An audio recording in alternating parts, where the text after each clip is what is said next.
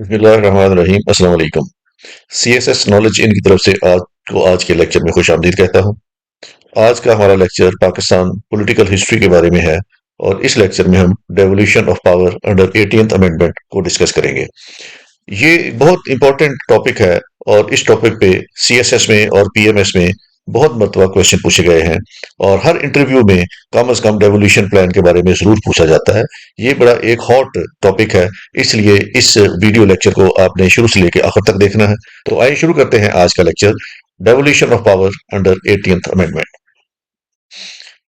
अगर इस टॉपिक को हम हिस्टोरिकल पर्सपेक्टिव में देखें तो जब अंग्रेजों की हुकूमत थी यहाँ पे, उस वक्त सब कॉन्टिनेंट में जब पॉलिटिकल प्रोसेस शुरू हुआ तो तमाम पॉलिटिकल पार्टीज ने यह मुतालबा किया कि प्रोविंसेस को ऑटोनॉमी दी जाए, प्रोविंशियल ऑटोनॉमी दी जाए। वो एडमिनिस्ट्रेटिव और फाइनेंशियल ऑटोनॉमी की बात कर रहे थे।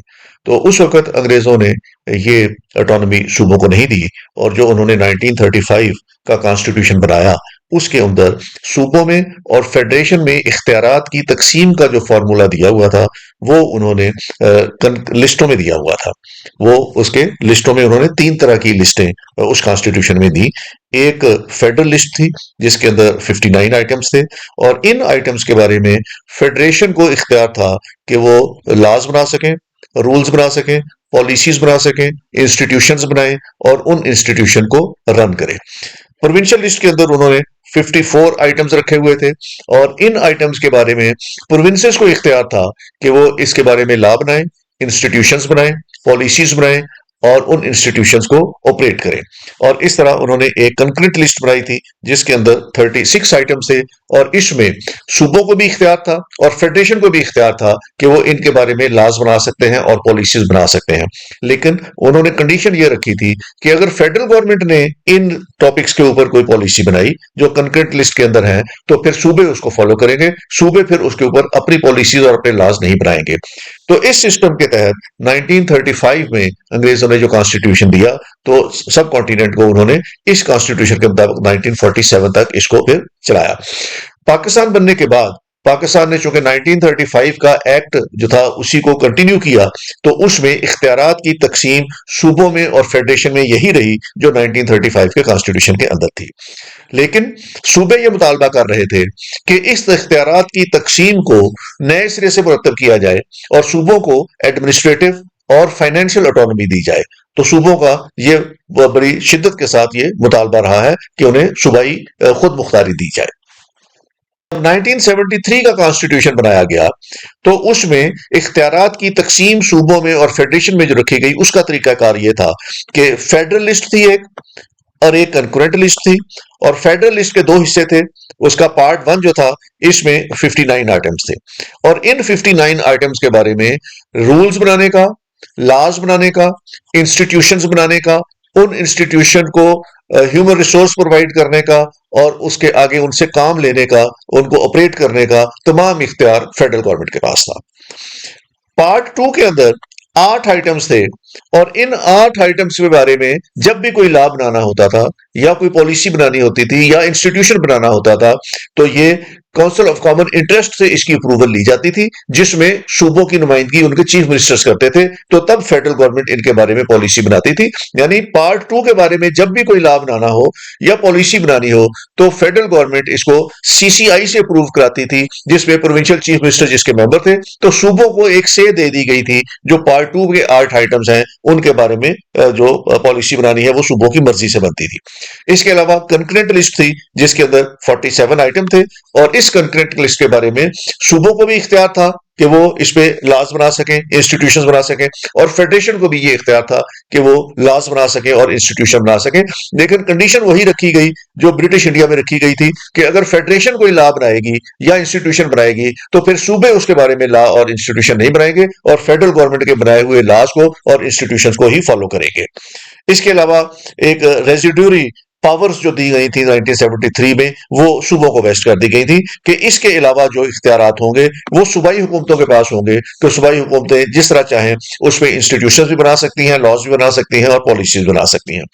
तो 1973 का जो ये इख्तियारात की तकसीम थी, इसके बारे में भी जो छोटे सूबे थे उनके बड़े ज्यादा तहफुजात थे, और वो सूबे ये कह रहे थे कि हमें सूबाई खुद मुख्तारी दें, हमें एडमिनिस्ट्रेटिव और फाइनेंशियल ऑटोनॉमी दें, और इख्तियारात की इस तकसीम के तरीकाकार को तब्दील किया जाए और सूबों को ज्यादा खुद मुख्तार बनाया जाए। To meet the demands of the provinces, particularly smaller ones, the PPP third regime passed the 18th Amendment in Parliament in 2010. सूबों का जब ये मुतालबा ज्यादा शिद्दत इख्तियार कर गया, तो पीपल्स पार्टी की तीसरी हुकूमत जो 2008 से 2013 तक थी, जिसमें आसफ अली जरदारी साहब सदर थे, तो उन्होंने 18वीं तरमीम इसमें पास की। और 18वीं तरमीम में दो बड़े मकासद थे। पहला मकसद ये था कि डिक्टेटर ने जो इसमें अमेंडमेंट्स की थी और इसका हुलिया बिगाड़ दिया था, उसको चेंज करके पार्लियामेंट्री फॉर्म ऑफ गवर्नमेंट दोबारा रिस्टोर किया जाए। और दूसरा इसका मकसद ये था कि सूबे जो इख्तियारात मांग रहे हैं या ऑटोनॉमी मांग रहे हैं, उनको वो ऑटोनॉमी दी जाए। तो 18वीं तरमीम में ये दो बड़े हदफ जो थे वो अचीव किए गए। पीएमएलएन ने चूंकि चार्टर ऑफ डेमोक्रेसी साइन किया हुआ था 2006 में पीपल्स पार्टी के साथ, तो इसलिए उन्होंने इस आईनी तरमीम की जो 2010 में की गई, इसमें उन्होंने मुआवरत की पीपल्स पार्टी की, और ये आईनी तरमीम उन्होंने पास करा दी। Political parties from smaller provinces also supported it, क्योंकि छोटे सूबों का ये मुतालबा तस्लीम किया जा रहा था कि उनको प्रोविंशियल ऑटोनॉमी दी जाए, तो इसलिए छोटी जमातें जो छोटे सूबों से थी, उन्होंने भी इस आईनी तरमीम की हमायत की, और इस तरह ये आईनी तरमीम पास हो गई। ये ऑटोनॉमी देने के लिए जो स्कीम मुरतब की गई, उसमें जो फोर्थ शेड्यूल है कॉन्स्टिट्यूशन का, जिसमें फेडरेशन और सूबों में इख्तियारात की तकसीम का फार्मूला तय किया गया है, उसमें फेडरल लिस्ट की पार्ट वन जो था, उसके अंदर जो 59 जिम्मेदारियां थी फेडरेशन के पास, उनको कम कर दिया गया, उनको रिड्यूस करके 51 कर दिया गया। तो 59 जो टास्क फेडरल गवर्नमेंट के थे, उनमें से 8 टास्क कम कर दिए गए और वो 51 रह गए। और पार्ट टू में जहां पे उन्होंने सूबों की मुशावरत से पॉलिसीज बनानी होती हैं, उसमें 8 आइटम थे पहले, और इसको इंक्रीज करके 18 कर दिया गया, और इस तरह सूबों की से उन मामलों में ज्यादा हो गई, तो उनको ज्यादा अकोमोडेट कर लिया गया।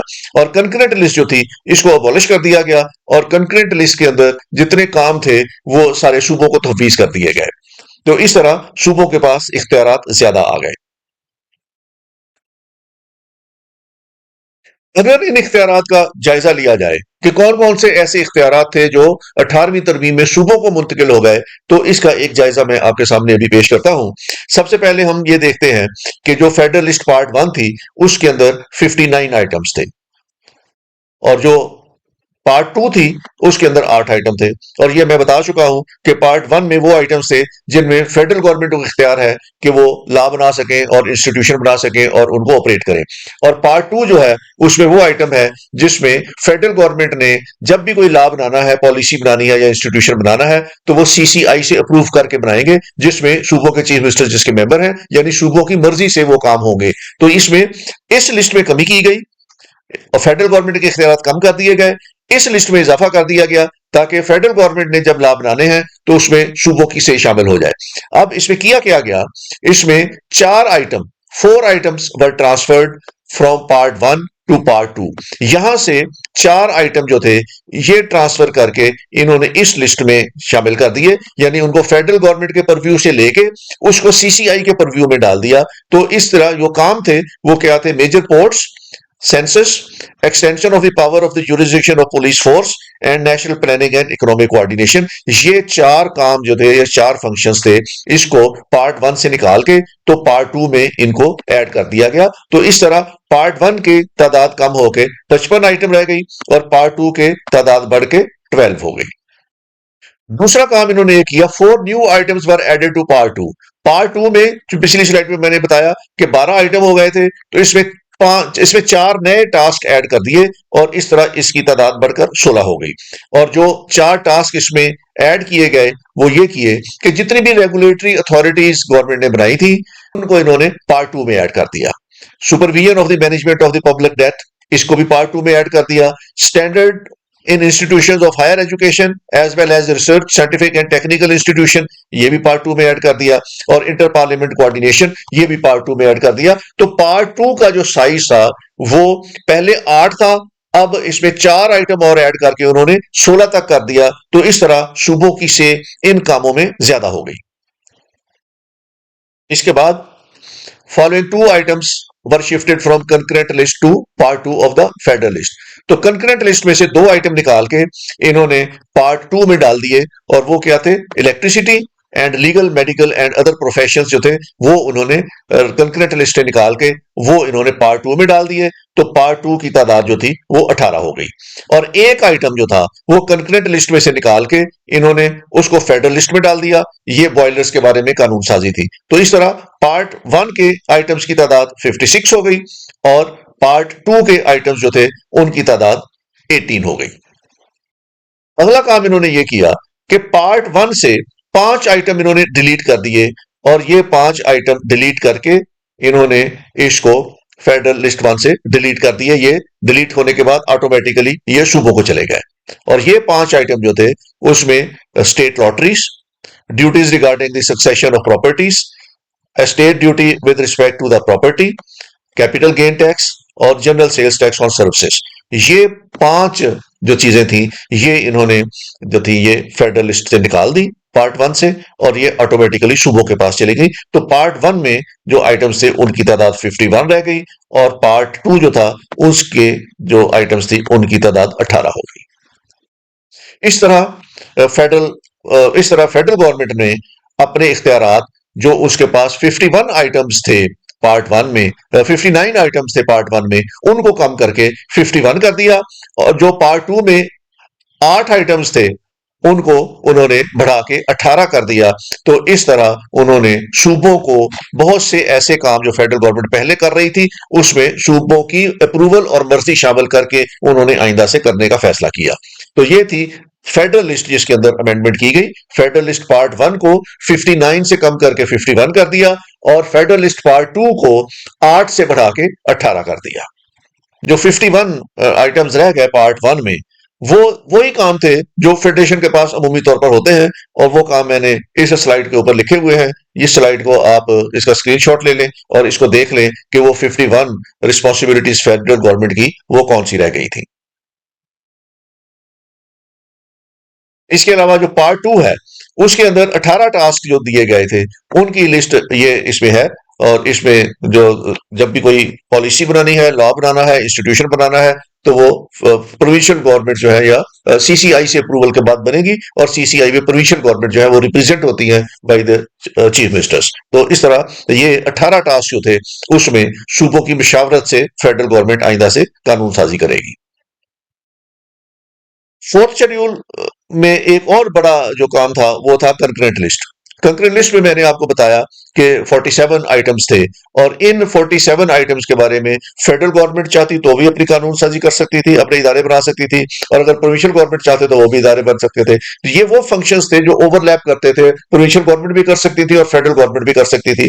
और सूबों को हमेशा ये इतराज होता था कि ये हमारा डोमेन भी है, लेकिन जब फेडरल गवर्नमेंट इसमें लॉ बना लेती है या इंस्टीट्यूशन बना लेती है तो फिर प्रोविंशियल गवर्नमेंट अपने लॉज और इसमें इंस्टीट्यूशन नहीं बना सकती।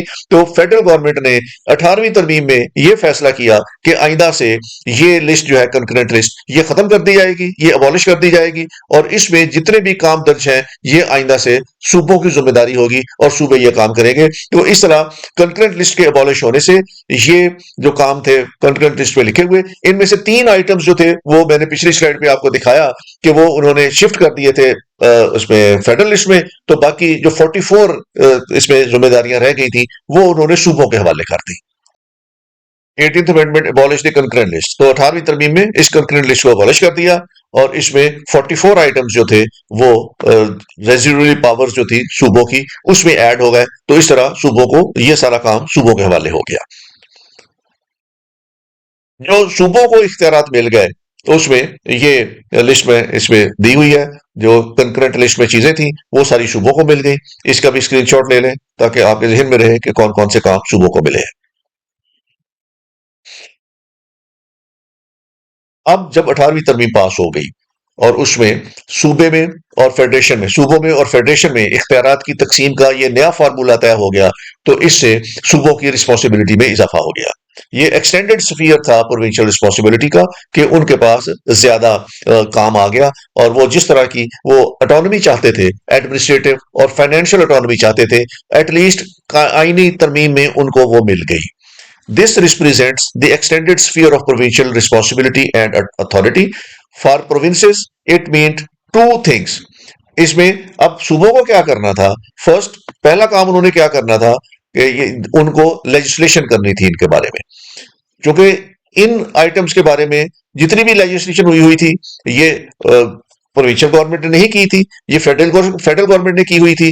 तो सूबों को अब अपने कानून बनाने थे, लेकिन फॉर द टाइम बीइंग उनको ये इख्तियार दे दिया गया कि वो एक रेजोल्यूशन पास कर ले अपने सूबे में, और इन लॉज को जो फेडरल गवर्नमेंट ने ऑलरेडी बनाए हुए हैं उनको ओन कर ले और उनको इस्तेमाल करके अपना डे टू डे काम चलाना शुरू करें, और जब फारिग हो बाद में लॉज इसके बारे में खुद बना सकते हैं, अपनी पॉलिसीज खुद बना सकते हैं। एक तो ये बहुत ज्यादा उनके पास लेजिस्लेशन का बहुत ज्यादा काम उनको करना पड़ना था, क्योंकि हर आइटम के बारे में सूबों ने अपने अपने लॉज बनाने थे, क्योंकि 4 सूबे थे और चारों सूबे अपनी मर्जी से लॉज बना सकते थे। तो ये जरूरी नहीं था कि सब सूबों का लॉ एक जैसा हो, वो लॉज मुख्तलिफ भी हो सकते थे। Second, provinces had to develop the capacity to effectively discharge these newly acquired responsibility. दूसरा काम जो बड़ी जिम्मेदारी थी उसमें सूबों के पास वो ये थी कि अब इनके पास ये फ्राइज आ गए थे, अब उन्होंने ये काम करने थे। तो उसके लिए काम करने के लिए उन्होंने अपनी कैपेसिटी को एनहेंस करना था, उन्होंने अपनी मैन पावर को ट्रेनिंग देनी थी, अपने इक्विपमेंट लेने थे, अपना इंफ्रास्ट्रक्चर डेवलप करना था। तो ये बहुत बड़ी जिम्मेदारी थी जो उनको मिल गई थी, और सूबे इस जिम्मेदारी के लिए अभी तैयार नहीं थे कि ना उनके पास ह्यूमन रिसोर्स था, ना उनके पास इंफ्रास्ट्रक्चर था, ना उनके पास इक्विपमेंट था, ना उनके पास वो फाइनेंसेस थे। तो उनको इस काम को लेने के लिए, बड़ी जिम्मेदारी निभाने के लिए बहुत ज्यादा तगोदो करने की जरूरत थी। Federal legislation had, in most cases, also created federal institutional infrastructure, which now had to be either continued in the federation under another guise or had to be established in provinces. चलिए federal government 1947 से कर रही थी, तो उन्होंने इसके बारे में लॉज भी बनाए हुए थे, उन्होंने इसके बारे में इंस्टीट्यूशंस भी बनाए हुए थे, उन्होंने इसके बारे में ह्यूमन रिसोर्स भी डेवलप किया हुआ था। तो अब फेडरल गवर्नमेंट को या तो ये करना था कि अपने उन इंस्टीट्यूशंस को बंद कर दे और उनको प्रोविंसेस के हवाले कर दे, या उन्होंने ये करना था कि अब ये फंक्शन जो है ये किसी और महकमे के हवाले कर दिए जाएं, और अपना इंफ्रास्ट्रक्चर, इंस्टीट्यूशनल इंफ्रास्ट्रक्चर उसको रिवाइज किया जाए, और महकमे जो है उनको खत्म कर दिया जाए, जो सूबों के इख्तियारात हैं उनको वापस कर दिए जाएं, और बाकी महकमे जो है वो फेडरल गवर्नमेंट अपने महकमे बंद कर दे, और जो काम फेडरल गवर्नमेंट के जुम्मे हैं सिर्फ वही काम और वही महकमे रखें, बाकी इख्तियारात तमाम सूबों को मुंतकिल कर दे। 18वीं तरमीम में अगर इसका ओवरऑल ओवरव्यू किया जाए, तो सूबों का रोल जो गवर्नेंस का था इसमें बहुत ज्यादा एनहेंस हो गया, और ये इसके सेवरल वेज थे जिसमें इस सूबे के इन इख्तियारात को स्ट्रेंथन किया गया। Article 157 was amended to require the federal government to consult the concerned provincial government before taking a decision for construction hydroelectric power stations. तो 157 में आर्टिकल में यह कहा गया कि जब भी फेडरल गवर्नमेंट कोई हाइड्रो पावर स्टेशन बनाएगी तो वो पहले सूबों से उसकी मंजूरी लेगी। Any dispute in the matter could now be refer to the CCI for resolution. और अगर सूबों को कोई एतराज हो इस तरह के हाइड्रो इलेक्ट्रिक पावर स्टेशन बनाने पे, तो मामला फिर सीसीआई को रेफर किया जाएगा, तो सीसीआई में बैठ के इसको रिजोल्व किया जाएगा। आर्टिकल 147 के मुताबिक a proviso was added so that if a provincial government entrusted to the federal government any of its function, it had to seek the ratification for such act from the provincial assembly। 147 में ये proviso add किया गया, अगर सूबाई हुकूमत अपने कुछ इख्तियारात तफवीज करती है फेडरल गवर्नमेंट को, तो उसके लिए असेंबली से अप्रूवल लेनी पड़ेगी, और उस सूबाई असेंबली से अप्रूवल लेनी पड़ेगी। सूबाई असेंबली की अप्रूवल के बगैर, तो ये भी एक सेफ गार्ड था जो प्रोविंसेस को दिया गया कि प्रोविंशियल गवर्नमेंट्स अपने इख्तियारात ख्वाह फेडरल गवर्नमेंट के हवाले ना करें। सीसीआई को स्ट्रेंथन किया गया 8th अमेंडमेंट में, amending Article 153 and 154 which deals with the composition of the functions of the council। अब इसमें यह तब्दीली की गई कि प्राइम मिनिस्टर को इसका चेयरमैन लगा दिया गया सीसीआई का, और जो चीफ मिनिस्टर्स थे उनको मेंबर बना दिया गया, और जितना भी टास्क पार्ट 2 में है, फेडरलिस्ट की पार्ट 2 में जितने भी टास्क हैं जो मैंने बताया कि उनको बढ़ा के 18 कर दिया है, तो वो सीसीआई की अप्रूवल से उनके बारे में पॉलिसीज बनती थी और लॉज बनते थे। तो इस तरह ये जो कॉन्स्टिट्यूशन में सीसीआई को स्ट्रेंथन किया गया, उसका भी सूबों को फायदा हुआ और सूबों के इख्तियारात और प्लेटफॉर्म सूबों को एक मिल गया जिस पे बैठ के वो अपने जो इतराजात हैं वो फेडरल गवर्नमेंट से उठा सकते हैं और अपने इख्तियारात को या अपने मुश्किलात को या अपने इश्यूज को रिजॉल्व कर सकते हैं। 18वीं तरमीम के अंदर सूबों को जो उनकी तकसीम थी नेशनल रिसोर्सेज की और उसमें बारे में भी उनको बहुत ज्यादा फायदा हुआ है इसका। आर्टिकल 172 में अमेंडमेंट की गई और इस अमेंडमेंट के तहत ownership of the federal government to lands, mineral and other things of value within the continental shelf और underlying the ocean beyond the territorial waters of Pakistan. Article 172 में अमेंडमेंट की गई और इस अमेंडमेंट के तहत ownership of the federal government to lands, minerals and other things beyond the territorial waters of Pakistan. तो ये फेडरल गवर्नमेंट का इख्तियार जो लैंड, मिनरल और इस तरह की दूसरी चीजें हैं, इसका इख्तियार पे एक लिमिट लगा दी गई और सूबों को इसका हिस्सेदार बना दिया गया। तो ये भी सूबों को फायदा हुआ कि उनके जो मिनरल्स थे उनका उसमें फेडरल गवर्नमेंट उनकी मर्जी के बगैर उनको इस्तेमाल नहीं कर सकती थी। 10 lands, minerals that lay within the Pakistani territorial waters were left for the provinces to explore, develop and exploit. तो इस तरह जो लैंड में या दूसरे मिनरल्स हैं वो सूबे जो थे वो उनको एक्सप्लोर कर सकते थे। New discoveries of minerals, oil and natural gas within the province or in the territorial waters adjacent to the provinces were to be owned jointly by equally by the federal government and the provincial government. और अगर कोई नई दरियाफ्त हो minerals की, oil की, gas की या किसी और चीज की, तो उसमें सूबे और वफाकी हुकूमत बराबरी की सतह पर उसके ओनर होंगे और सूबों को उनका बाकायदा उसका हिस्सा मिलेगा। तो यहाँ पे जो मिनरल्स थी या लैंड्स थी या उसमें से जो मादनियात थी उस पर जो सूबों का इतराज था कि फेडरल गवर्नमेंट हमारे रिसोर्सेज को इस्तेमाल कर रही है, तो 18वीं तरमीम में सूबों का यह हक तस्लीम कर लिया गया कि वफाकी हुकूमत के साथ साथ सूबे भी उन लैंड्स में जो मिनरल्स हैं या जो रिसोर्सेज हैं उसके हिस्सेदार होंगे। एक और जो बड़ा काम किया गया 18वीं तरमीम में वो था constitution of the NFC, national finance commission.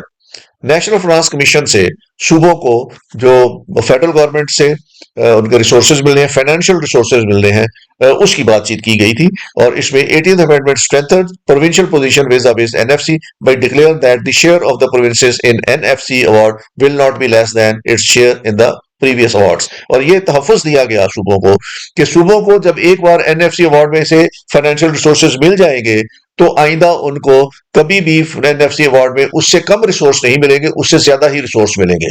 तो इस तरह सूबों को जो फाइनेंशियल एक तरह का उनको गारंटी मिल गई कि उनका हिस्सा कम नहीं होगा एनएफसी में, और जो एक बार हिस्सा उनको मिल गया आइंदा जब भी अवार्ड आएगा उससे ज्यादा उनको हिस्सा मिलेगा, उससे कम नहीं मिलेगा। तो सूबों को एक फाइनेंशियल ऑटोनॉमी जो थी वो इसमें दे दी गई। It also required the NFC to present its report to both houses of the parliament and the provincial assemblies। और एनएफसी की रिपोर्ट जो है वो पार्लियामेंट में और तमाम सूबाई असेंबलियों में पेश करने का हुक्म भी दिया गया। तो इस तरह जो फाइनेंशियल ऑटोनॉमी की बात की गई थी वो इस एनएफसी अवार्ड के जरिए सूबों को मिल गई और ये भी 18वीं तरमीम के तहत हुआ। एक और सूबों को जो फायदा दिया गया वो आर्टिकल 161 में था और इसमें net proceeds of the federal excise duty on oil levied at well had been collected by the federal government went entirely to the provinces। तो जो लेवी ऐड की गई थी ऑयल फील्ड्स के ऊपर वो सूबों को चली गई और previously only the net proceeds of excise duty on natural gas went to the provinces concern. पहले सिर्फ एक्साइज ड्यूटी जो गैस पे हासिल होती थी वो सूबों को जाती थी, अब ऑयल पे भी ये ड्यूटी सूबों को जानी शुरू हो गई।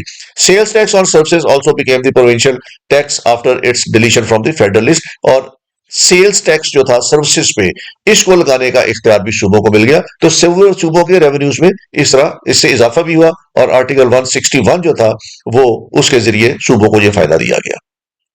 एक और जो सूबों को फायदा दिया गया, ये भी सूबों का बड़ा पुराना मुतालबा था कि आर्टिकल 167 में अमेंडमेंट की गई और सूबों को ये इख्तियार दे दिया गया कि अगर सूबे अपने मकासद के लिए कर्ज लेना चाहें तो वो लोन रेज कर सकते हैं और आर्टिकल 167 के तहत उनको ये परमिशन दी गई।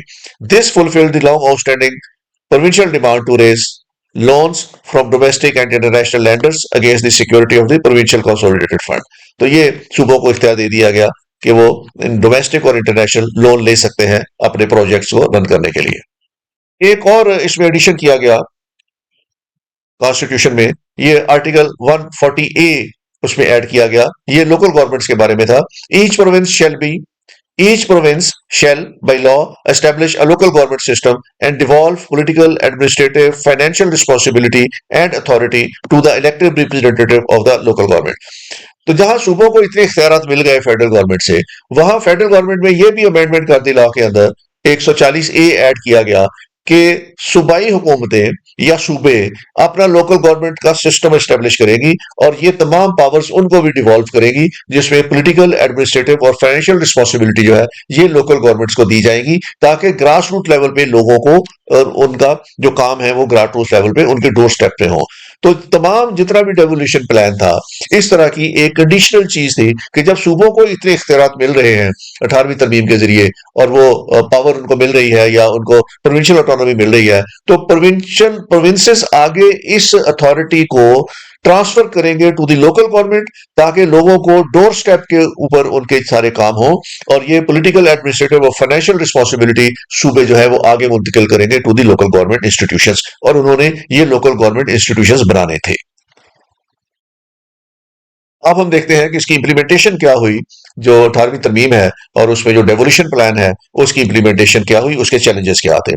तो इसमें एक तो यह है कि एडमिनिस्ट्रेटिव एंड फिस्कल डेवोल्यूशन जो था वो सूबों को होना था, और इसका मकसद ही ये था कि सूबे जो है उनके अपने जो डिमांड्स थे कि हमें ऑटोनॉमी दी जाए, वो खुद मुख्तार हो जाए। तो इसमें जो रियल चैलेंजेस थे वो तीन थे। पहला चैलेंजेस क्या था? फर्स्ट चैलेंज ये था कि क्या फेडरल गवर्नमेंट के अफसरान सियासी तौर पर और एडमिनिस्ट्रेटिवली तौर पर अपनी जिम्मेदारियां सूबों को मुंतकिल करने के लिए तैयार भी हैं कि नहीं है, और उनसे किस तरीके से ये इख्तियारात लेके सूबों को देना है। आइन में तो लिख दिया, लेकिन फिजिकली ये काम कैसे किया जाएगा कि उनका कंट्रोल खत्म हो जाए फेडरल गवर्नमेंट का, और ये तमाम काम एज इट इज सूबाई हुकूमतों के हवाले हो जाए। तो ये बहुत बड़ा एक पेचीदा काम था और इसमें बहुत बड़े चैलेंजेस थे।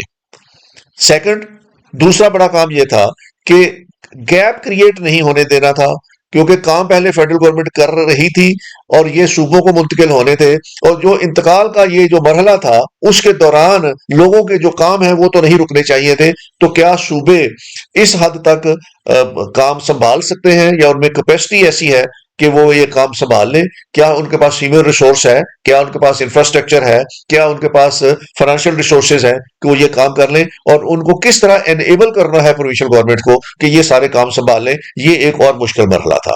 और तीसरा मरहला ये था कि लोकल गवर्नमेंट जो है वो 140 ए के तहत जो बनानी है वो कैसे बनाई जाए, ताकि पावर अल्टीमेटली डिवॉल्व हो और लोगों के डोर स्टेप तक उसके असरात जाएं। तो ये तीन फेजेस थे इसमें जो काम करना था। पहले फेज में फेडरल गवर्नमेंट से किस तरह इख्तियारात और फाइनेंशियल रिसोर्सेज और बाकी चीजें लेके प्रोविंसेस के हवाले करनी थी, और प्रोविंसेस को किस तरह जो था वो इतना कैपेसिटी बिल्डिंग करनी थी उनकी, और तीसरा लोकल गवर्नमेंट के इंस्टीट्यूशंस किस तरह बनाने थे ताकि डोर स्टेप तक लोगों को इसके असरात पहुंचे।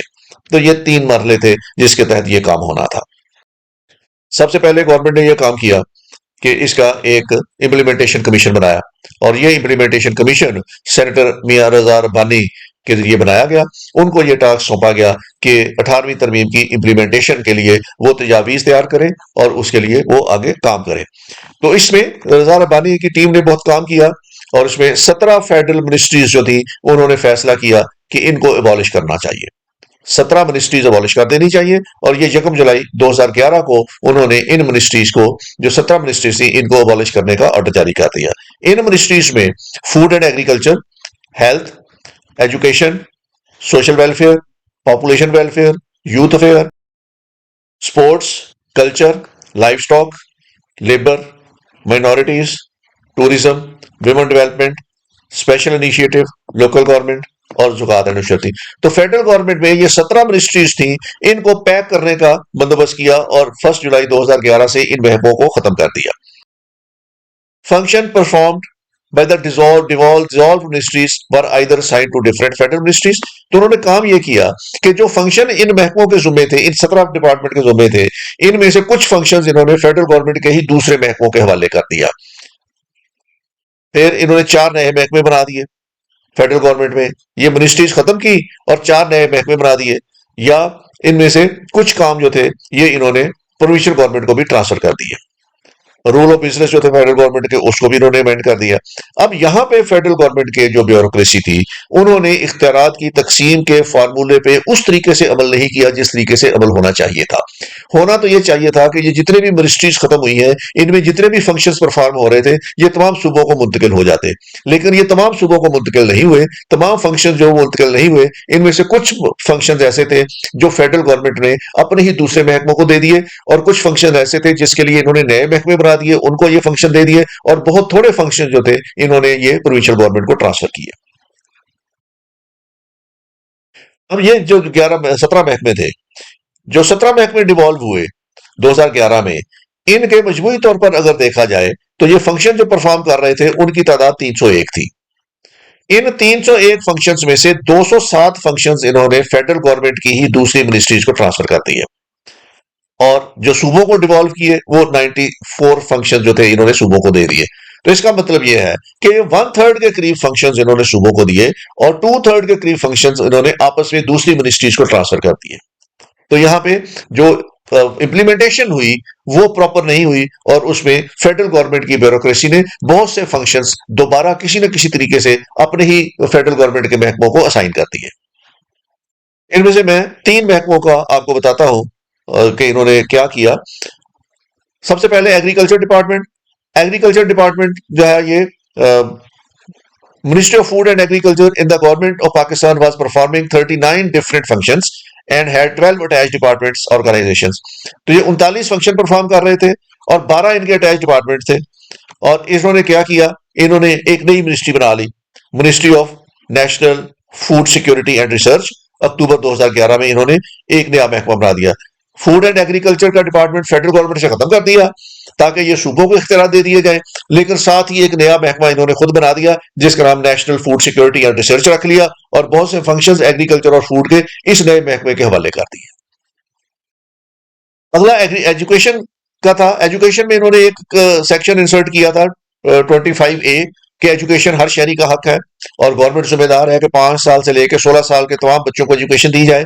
तो इन्होंने abolition of the concurrent list abolish हो गई, और 2 सब्जेक्ट उसके अंदर जो थे ये सूबों को मिलने चाहिए थे।